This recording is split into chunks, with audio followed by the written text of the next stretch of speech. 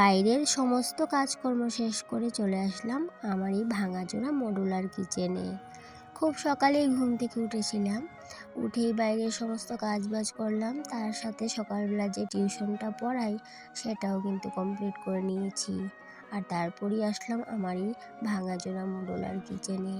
তো যাই হোক বন্ধুরা, অনেক কথা হবে, তার আগে নিজের পরিচয়টা দিয়ে নিই। আমি রূপা, ত্রিপুরার আমবাসার ছোট্ট একটা গ্রাম থেকে অতি সাধারণ ঘরের অতি সাধারণ একজন গ্রাম্য গৃহবধূ। ছেলেকে টিফিনটা আগেই দিয়ে দিয়েছিলাম, এখন নিজের জন্য একটু টিফিন বানিয়ে নেব। আর টিফিন বলতে একটু হালকা গরম জল, আর তার সাথে থানকুনি পাতা একটা, আর কিছুটা আমন্ড বাদাম। আর থানকুনি পাতা কিন্তু ওই যে যখন ইচ্ছে করে 2-3টাও খেয়ে নিই, আবার যখন যেদিন ইচ্ছে করে না সেদিন কিন্তু আর বেশি খাওয়া হয় না, ওই একটা খাই। জানো বন্ধুরা, এখন কিন্তু সকালবেলা আর চা খেতে ইচ্ছা করে না। কেন কি, ওই যে চিনি ছাড়া চা খেতে হয়, তাই জন্য এই যে ভালো লাগে না, চা খেয়ে কিন্তু কোনো শান্তি নেই। সেই জন্য ভাবলাম যে আস্তে আস্তে এই অভ্যেসটা পাল্টে নেব। সেই জন্য এই যে সকালবেলা এখন কিন্তু বেশিরভাগ সময় চা খাওয়া হয় না আমার। আর যখন ইচ্ছে করে একটু লিকার চা খাই, আবার যখন বেশি ইচ্ছে করে তখন ওই যে দুধ চা খাই, কিন্তু ওই যে চিনি ছাড়া। তোমাদের সাথে কথা বলতে বলতে গরম জলটাও রেডি করে নিয়েছি। আর এখানটায় থানকুনি পাতার প্ল্যানগুলো ছিল রান্নাঘরে, যেগুলো আমি কালকের ব্লগে তোমাদের সাথে দেখিয়েছিলাম যে ফ্রিজের উপর এনে রেখেছিলাম। ওইখান থেকে একটা পাতা নিয়েছিলাম, আর পাতাটা দেখো কি সুন্দর। আর এই পাতাগুলো না খুবই সুন্দর। তো ভাবলাম যে এটাকে আমি ফ্রিজের উপরেই রেখে দেব। আর যখন একটু ইচ্ছে করবে, আবার কিন্তু বাইরে রোদেও রাখতে হবে, কারণ কি যে সূর্যালোকে না পেলে গাছগুলো কিন্তু ভালো হবে না। তাই জন্য মাঝে মধ্যে বাইরেও বার করতে হবে, আবার ওই যে বাইরে থেকে আবার ঘরে এনে রেখেও দিতে হবে। আজকে না কেউ আমাকে কিছু মন্তব্য করো না। কেন কি বলো তো? ওই যে আমার নাইটিটার জন্য। কি হয়েছে বলো তো? এটা আমার একটা পছন্দের নাইটি।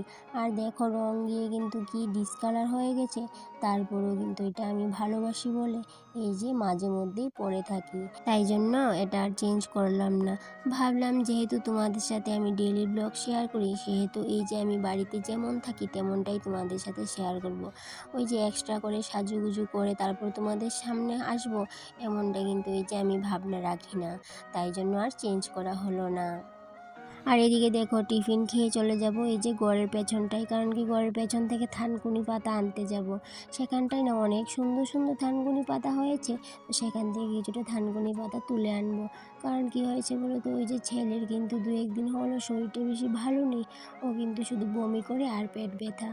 ডক্টর দেখানো হয়েছে, তো ডক্টর বলেছে যে ওকে কিন্তু খুবই হালকা খাবার দিতে হবে, সিদ্ধ ভাত বা খুবই হালকা কোনো মশলা জাতীয় খাবার যেন ওকে না দেওয়া হয়। আর যবে থেকে ওর শরীরটা খারাপ, তবে থেকে ওর খাবারের প্রতি অরুচি চলে এসেছে। আর এই 2 দিন হলো ওকে কোনো কিছু খাওয়াতে আমার এতটা কষ্ট হচ্ছে, কি বলবো। ছোটোবেলায় বাচ্চাদের খাওয়াতে যে কষ্টটা হয়, ঠিক সেই রকম অবস্থা। তো তোমরা নিশ্চয়ই ভাবছো যে থালার মধ্যে কলা পাতা নিয়ে কেন ভাতটা নিলাম। কি হয়েছে বলো তো, ওই সেদিন মোবাইলের একটা ভিডিওর মধ্যে দেখেছিলাম যে পেটের কোনো সমস্যা হলে নাকি কলা পাতায় ভাত খেলে অনেকটা উপকার হয়। তাই জন্য বাড়ির পাশের ছোট্ট একটা কলা চারা থেকে কলা পাতাটা নিয়ে আসলাম। আমরা মায়েরা নিজের প্রতি অযত্ন হলেও বাচ্চাদের প্রতি কিন্তু কখনোই অযত্নশীল হই না। আজকে ভাতের থালাটা সামনে দেখেই মুখটা কালো করে আমাকে বলল, মা আজকে আমাকে খাইয়ে দাও।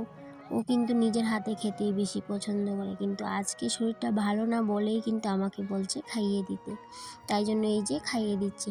কিন্তু কি হয়েছে বলো তো, এই যে ভাতগুলো না দেখছো, এই ভাতগুলো থেকে ও কিন্তু 2বার মুখে নিয়েছে, তারপর কিন্তু একটা ভাতও আর খায়নি, সমস্ত ভাতটাই কিন্তু ফেলে উঠেছে।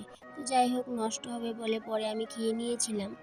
আর জানো বন্ধুরা, দুপুরবেলাও কিন্তু সেম অবস্থা, ভাত খাবে না জোর করে বকাঝকা করে একটুখানি খাইয়েছিলাম।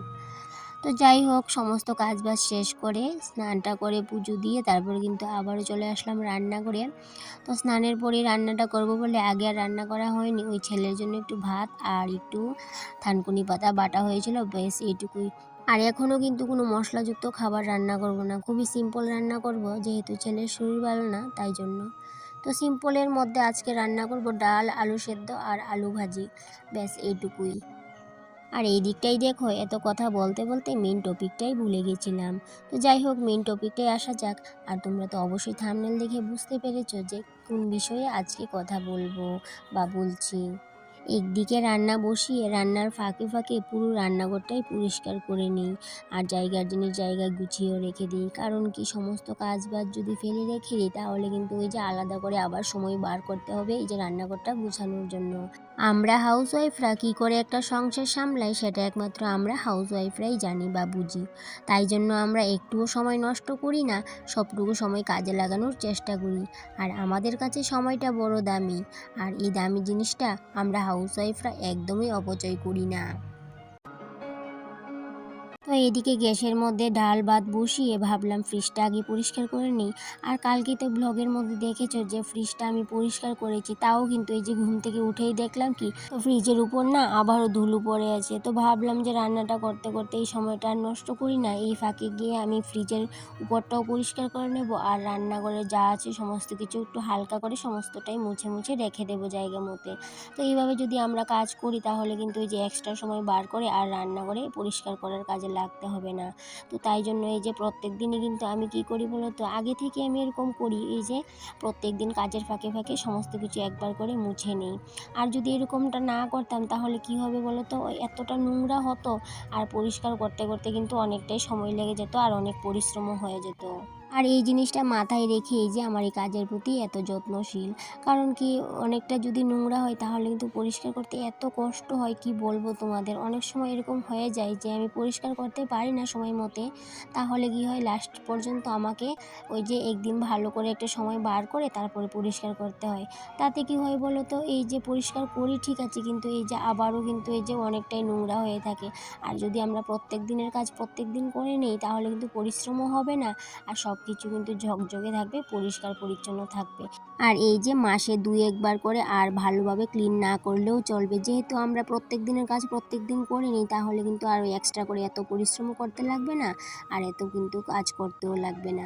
সেহেতু কিন্তু ওই যে খুব পরিষ্কার পরিচ্ছন্নই থাকবে। তো যাই হোক, আজকের ক্লিনিং ভিডিওটা এই পর্যন্তই থাকলো। আবার দেখা হবে পরবর্তী নেক্সট একটা ব্লগে। ততক্ষণে তোমরা ভালো থেকো, সুস্থ থেকো, টাটা।